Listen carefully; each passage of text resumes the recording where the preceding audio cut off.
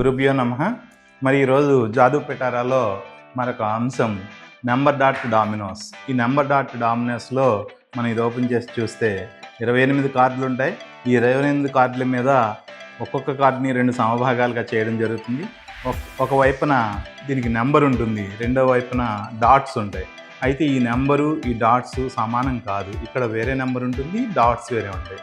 ఇక్కడ చేయాల్సింది ఏంటంటే ఈ కార్డులు 28 కార్డులని విద్యార్థులకు పంచిపెట్టాలి.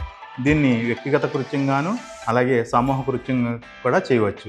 దీన్ని ఎలాగ చేయాలి అంటే ఈ కార్డు తీసుకుని మనం ఈ టేబుల్ మీద ఇట్లా పెట్టి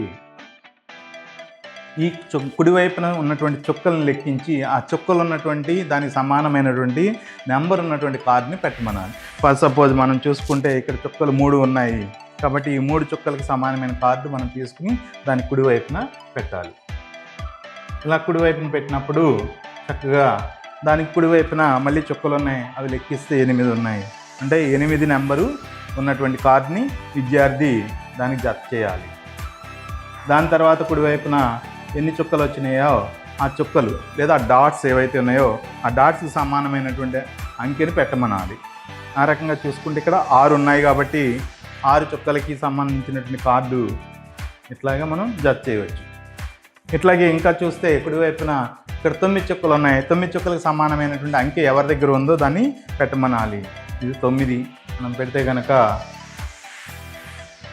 ఇంకొకటి కుడివైపున 1 చుక్కే ఉంది, అంటే 1వ నెంబర్ కార్డు పెట్టాలి. 1 నెంబర్ ఉన్నటువంటి కార్డుని తీసుకుంటే 1వ నెంబర్ కార్డుని దాన్ని జత చేయాల్సి ఉంటుంది. విద్యార్థులు అలా జత చేస్తారు. ఈ రకంగా ఏంటంటే 28 కార్డులు పూర్తయ్యేలాగా దీన్ని చేయించవచ్చు విద్యార్థుల చేత. ఇలా చేయించడం వల్ల విద్యార్థుల్లో సంఖ్యాభావన అనేది ఏర్పడుతుంది. అంకెలను లెక్కించడం, అంకెలను గుర్తించడం, అంకెలను జతపరచడం ఇలాంటివన్నీ కూడా తెలుస్తుంది. అంటే వస్తువులను లెక్కించడం అనేది దీని ద్వారా వాళ్ళలో అభివృద్ధి చేయవచ్చు. ఈ రకంగా ఏంటంటే ఈ నెంబర్ డాట్ డామినో కార్డ్స్ వల్ల అంకెలని గుర్తించడం, అలాగే పోల్చడం, అలాగే వస్తువులను లెక్కించడం అనేది చేయడం అనేది పూర్వ సంఖ్యాభావనలు అనేవి అభివృద్ధి చేయవచ్చు. Thank you.